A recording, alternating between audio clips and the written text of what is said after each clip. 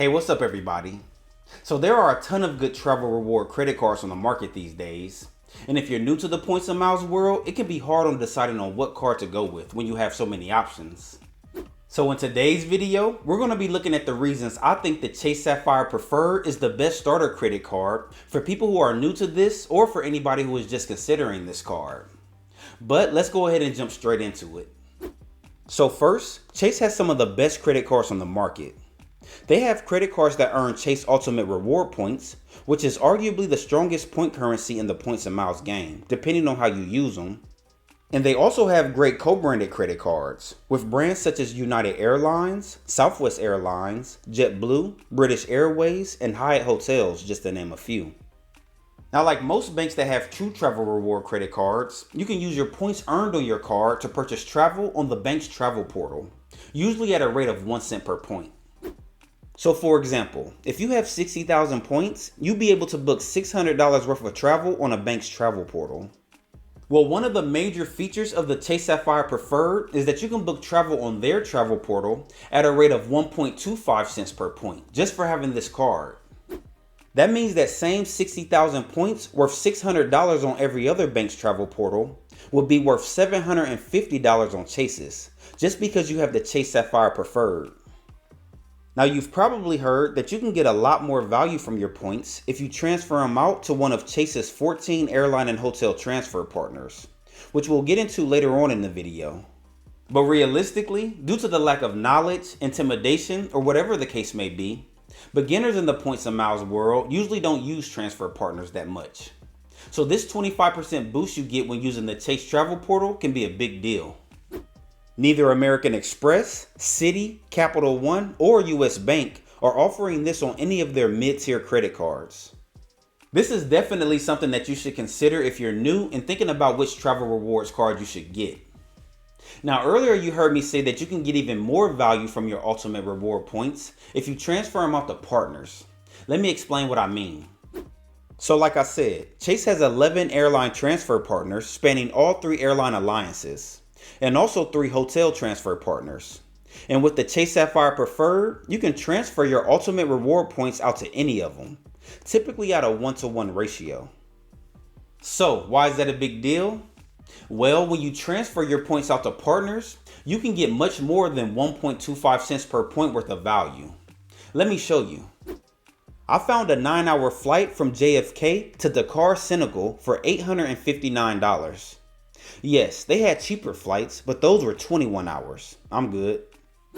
However, I can book that same 9-hour flight if I transfer just 17,300 points over to Virgin Atlantic, which is one of Chase's transfer partners. That's a redemption rate of 4.9 cents per point. And this is just an economy ticket. Oftentimes, you can get even more value when booking business class tickets if you're willing to do the research. Also, Chase has some exclusive travel partners that you're not going to find with most of the other big name banks. Partners like United Airlines, Southwest Airlines, and Hyatt. Bottom line, if you're booking travel on the Chase portal or transferring to partners, the Chase Sapphire Preferred has you covered. Now, another reason you might want to target this card early in your points and miles journey is because of the Chase 524 rule that you might have heard of. This rule basically means you can only apply and be approved for no more than 5 credit cards from any issuer in a 24-month period before Chase starts automatically declining your applications. So with that said, you might want to look at applying for Chase cards first when starting your points and miles journey. I've been in this boat and I'll tell you, it sucks. For those that are interested in this card, it currently has a sign-up offer of 60,000 points after spending $4,000 on the card in the first 3 months of account opening. 60,000 points is the typical sign-up offer with this card, but about once a year, they've been having increased offers of up to 80,000 points, but I wouldn't hold my breath waiting on it.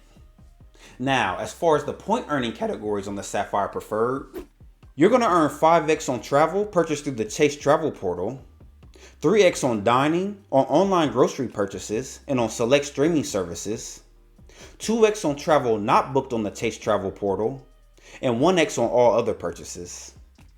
So as you can see, you're benefiting from using this card on travel purchases as you should, but you're also earning points in a variety of other categories as well. Now, the last reason why the Chase Sapphire Preferred is one of the best starter credit cards is because of the Chase ecosystem. Like I mentioned, Chase has some great credit cards.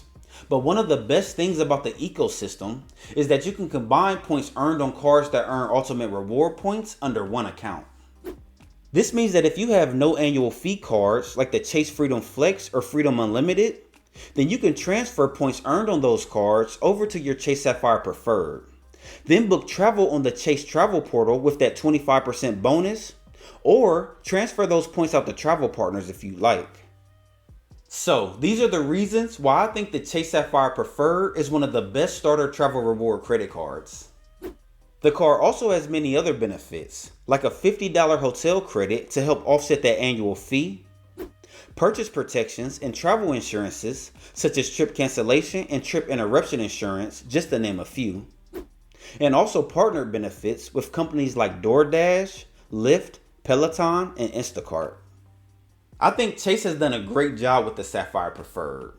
I only wish they would add a couple free lounge visits to make it a more well-rounded travel rewards card and something like a gas station point earning category. But regardless, it's still best in class in my opinion when it comes to mid-tier credit cards. If you want to check out some of the Sapphire Preferred's competitors, you can click on any of the videos on the screen. I'll see you in the next video. Have a good one.